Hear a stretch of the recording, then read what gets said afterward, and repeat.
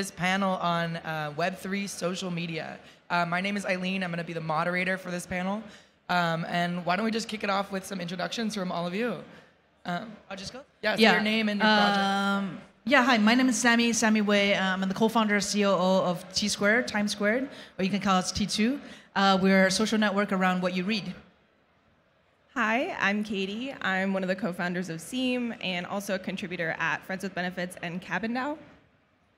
Hi, everyone. I'm Shere. I'm one of the co-founders of Meem, M-E-E-M, and we are building tools for portable communities, so kind of communities that are defined outside the bounds of any single platform. Awesome. Thank you, guys.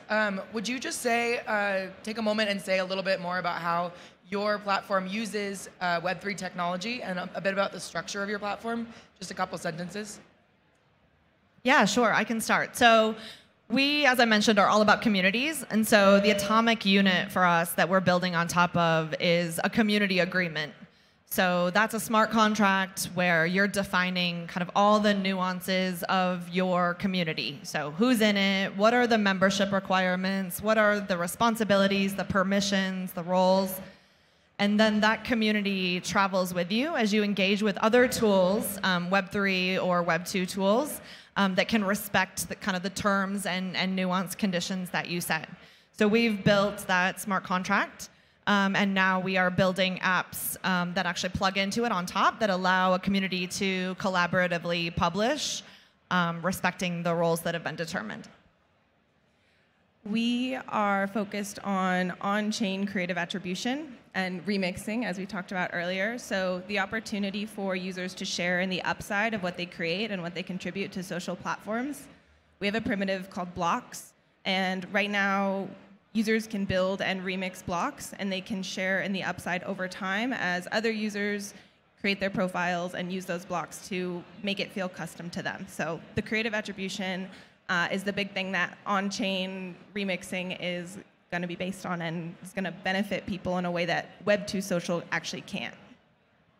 Yeah, so on T2, we capture two of the biggest opportunities that Web3 brings. So the first one is to empower niche communities that coordinate around the kind of content that they want to see.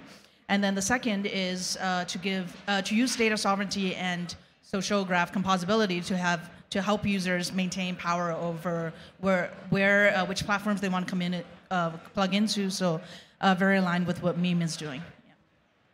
Thank you, guys. So my first question for you, we've been talking a little bit about what is blockchain good for social media? And what is it not good for? Just, yeah, popcorn style. I'll start. Who here has ever deleted something off of their social media profile? I like to delete stuff. And as you all know, since you're here at ETH Denver, it's really not a great option with blockchain. In the Lens protocol documentation, for example, they say explicitly that they educate people building on their platform. It's actually not possible to delete something. You can hide it if you're the owner, but it's not possible to delete it unless it's stored in a centralized way. So I think decentralization has a lot of really amazing qualities, but being able to delete the stuff you don't want anymore is not one of them. Yeah, that's a good one. I'll start with what it's good for. Okay, so when I think about my Facebook social graph, that's not a community, right? Like, that's defined roughly as everyone I've ever met that still has a Facebook account. That's not a community that would exist in any other context. So Facebook's defining that for me. So when I think about what blockchain is good for, it's good for that portable identity, not only at the individual level, but at the community level, right? So I, as an individual, who has a profile on Twitter and Instagram and Telegram and an email address and all of these aspects to my identity, can show up and participate in communities across all aspects of my life, defined by me. So communities that are meaningful to me. So I'm a parent in my school district, I'm a resident of my neighborhood, I'm a member of the Meem team. So that notion of being able to take your personal identity and then your community identity with you as you travel around the web, that's what blockchain's good for, and I think is really powerful. In terms of what it's not good for, besides what Katy mentioned, I mean, it's still really unfriendly to most users, right? Someone this week mentioned that like 5% of all Web3 wallets that have ever been created are here in Denver this weekend, which is like amazing and also just speaks to how nascent this world is. So there's still so much to do to connect these building blocks and make it actually usable and meaningful for the majority of people.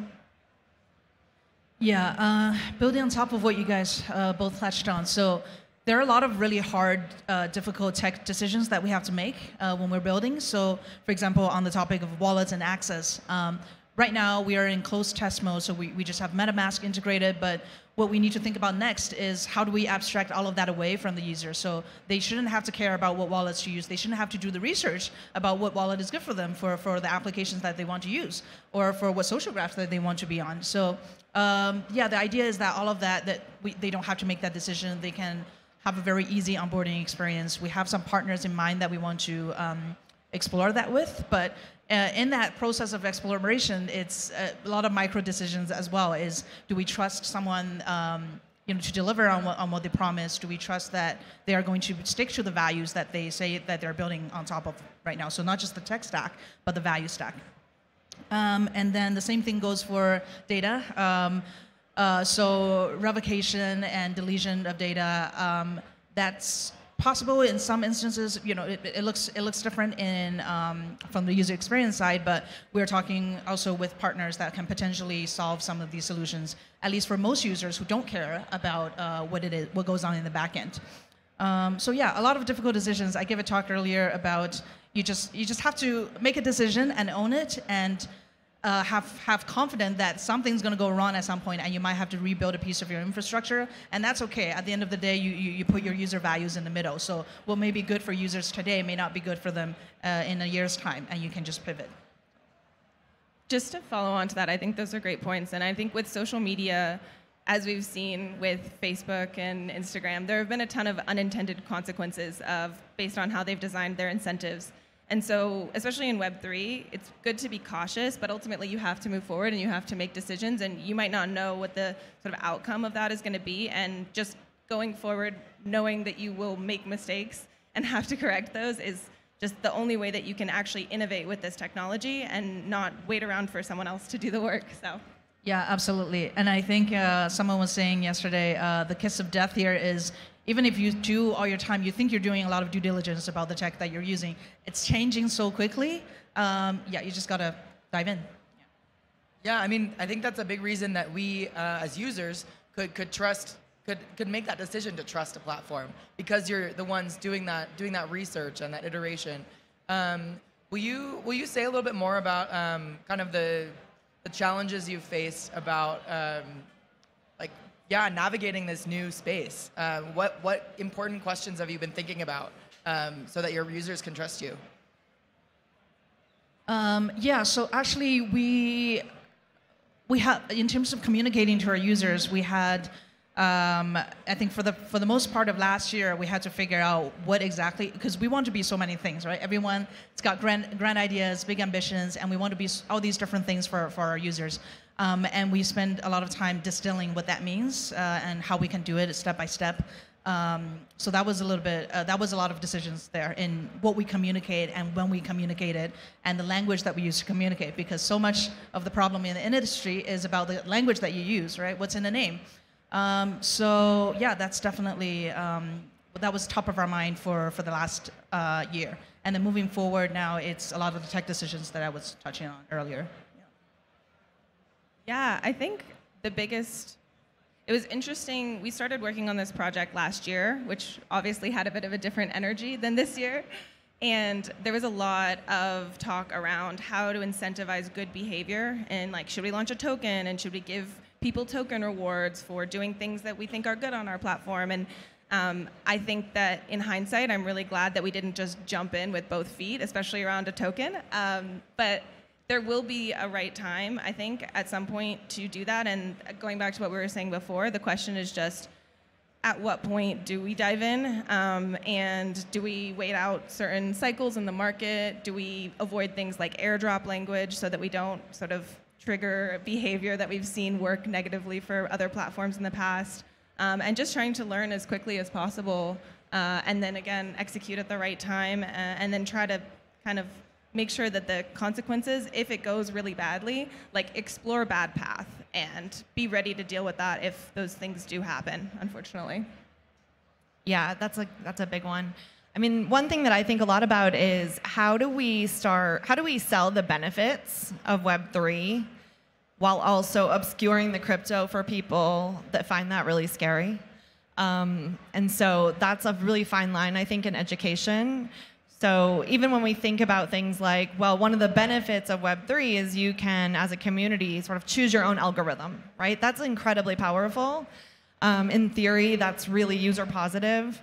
But most people don't understand what that means. They don't understand the notion of a wallet. It's like, how do we explain to them how much transparency exists because of the technology in a way that's still accessible to most people? So I don't think we've solved that, but something I think a lot about. The language, it's kind of like you have to come in and survey what people believe. For example, we were talking last night about what does it mean to own your data in the context of social media? Does that mean that you get to benefit from the upside? Like, I think Instagram makes somewhere around $312 per user in revenue as of 2023. So should you get that $300? Should you get 30% of that? Is that what it means to own the upside of that data? And I don't think that anybody has really, that I've heard of or that I've talked to, settled on a thing that feels like the next best practice that's happening. So it's kind of, it's interesting and exciting to figure it out, but it's also, there's a lot of language to unpack in the meantime. Yeah, so one other thing we were talking about was along these lines of owning your data, like what do you really want to own? Like something that I brought up was like, I really want to own like your social media influences who you are. Like what the algorithms are bringing you influences who you are and what you take in and kind of become that. And so I was like, I really want to own those levers. And it seems like something that Web3 can really make possible. So I kind of want to get back to like getting a vision of your platforms. So something I like to think about with social media is it's kind of like you put on a different mask for every social media. So would you just like describe in a few sentences what is the mask that you put on for your platform? What is the outfit? What is the personality like?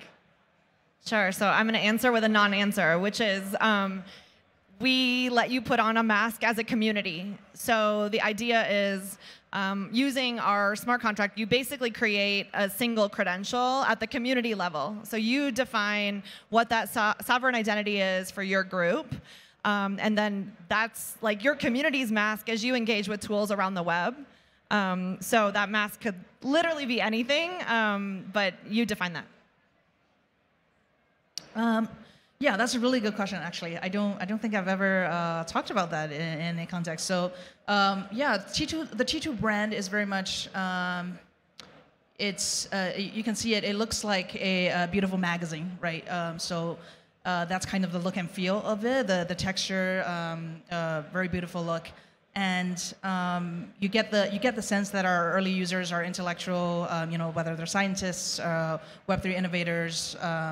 Literature community folks, yeah, that's kind of the starting point for us, and we wanted to speak to that audience intentionally. So that's why we went with the brand that we went with. But more than that, we also have customization options for our communities because T2 is kind of like. So we work in similar ways as Reddit. So we have these subreddits, what we call territories, where people can coordinate around a particular niche interest, and they can read about work in that particular field. And so obviously, then they would also take on their own identities. We're still trying to figure out, one of the decisions we're working on is what kind of tool do we give them to create those identities? Do we go with the typical, well, you can upload a splash banner, and you can upload your logo and icon, but maybe there's something else that we can play with. So we're exploring with that. Yeah. So one of the things, Sammi, I really liked about your description on your website was this call to sharing with more depth. Do you have anything to say about that? Can you expand on that question? I don't remember exactly what it was, but like something that I think about with social media is it tends to be kind of kind of shallow. I'm just like scrolling, and your platform seems like it's inviting people into more depth and connection. So from the user experience side, we focus a lot on creating a tool that people can use to deep read. So we call it a deep read, which means you have a very distraction-free interface. You can choose to socialize outside of the reading experience, but that the deep read is really a core part of the productive nature of our community. So to be a productive member of our community is to deep read, essentially. So have a habit of deep reading, bringing your insights, whether it's passive or active, through reading. So thank you. I think this, Katy, will get you some space, but I think this brings us to a really important topic, which is like, what do we want our social media to be for? Because we have all these platforms. I know the way that I use platforms is like very distractible. I'm like always scrolling on Twitter, which is what it is. So yeah, Katy, go. I love is it deep reading you said? Yeah, I love that so much, and it couldn't be more different from what we're building. We call Seem crypto MySpace when we have to describe it to people in 2 words, because MySpace was a kind of weird, zany experience where you could break the platform. The platform wasn't built solidly enough that you couldn't hack into it. And once people found out that they could personalize it and customize it, it was like amazing, because you would go from profile to profile and you could see who someone was in a way that MySpace wasn't prescribing. And so one of the issues that we have with existing social media, the Facebooks and MySpaces of the world, or the Facebooks and Instagrams of the world, is they really give you explicit constraints. They tell you where to put your bio. They tell you what sort of like square or circle your profile photo should be. And our profiles are built with blocks, as I mentioned before, which let you basically make your profile look however you want it to look. Each of these blocks is built from an SDK, which is open, so anybody can go and build any block that they want to build. There's been a pixel art block that's been built by our community. We have a Giphy block where you can put a Spotify playlist.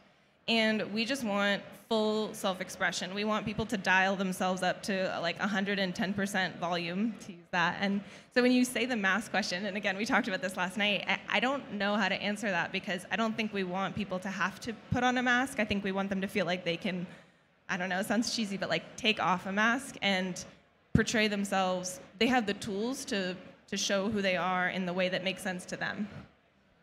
Yeah. Can I add on to that? Because I think we're going in like a really nice, like increased modularity, and so I'll just keep going with it, which is you can think of what we're building as basically the admin panel for a community. And so what we imagine is that communities will actually build their own sort of clients or front ends on top of our protocol. So not only like would you have your own customizable profile, but like you could have your own customizable front end for your community altogether. So yeah, similar ethos and different approach. Yeah, it's so interesting. I think that like the choice of what constraints to impose, it really impacts what kind of content you can share. Like, for example, what I could share on Seem would be like you have this kind of gamified interface that's like really fun. So I might like post my music, but versus on T2, it's like kind of this depth of sharing. It's like Twitter versus Substack. I'm just like different types of sharing. And then like for your platform, you've got anything. You could use both, right? Yeah, you're like, with my community, tool. I want us to have a Seem profile. I want us to also use T2 together. I mean, you're defining for your community which tools you want to use together, and then that community agreement like plugs into all of those. So, and I would love to talk about remixing in the last few minutes. If Yeah, that's sure. Okay. So what I think is cool, I love TikTok. I spend too much time on TikTok, and what I like about it is that if you're creating something, you don't start from scratch. Most of the time you start from an existing trend or sound, and the opportunity that on-chain creative attribution gives us is that if I make something and then you decide that that's really cool and you want to use it on your profile, it still points back to me. With TikToks, there's a sound that you can find. There's a filter that you can find who else has created something. You can see there's a sort of a centralized point of creativity that you can build off of in interesting ways. And I think that lowers the barrier to entry for creativity. I think social media has been a lot about like the mask, like how do I fill in this profile? What profile photo do I pick for this type of community? And so when you're remixing, I think you can sort of participate in self-discovery a little bit too. And I think everyone is creative. I think everyone should have the opportunity to do that. And I know you also think a lot about remixing. So. Yeah, we actually started down this road when we first moved into the Web3 space, which is, what would it mean to take an asset and put it on chain, and then every variation on that, every remixed version becomes basically a child NFT of that. And so you have this whole, eventually like a whole story of, where something originated, but then all of the different flavors of it. And I think it's really powerful when we start thinking about every asset as, containing metadata around who did what with that asset, and these like canonical objects that contain then all of the remix versions of them. Like, I think we're just at the very beginning of exploring like what can be done with that. Yeah, this kind of brings us back to.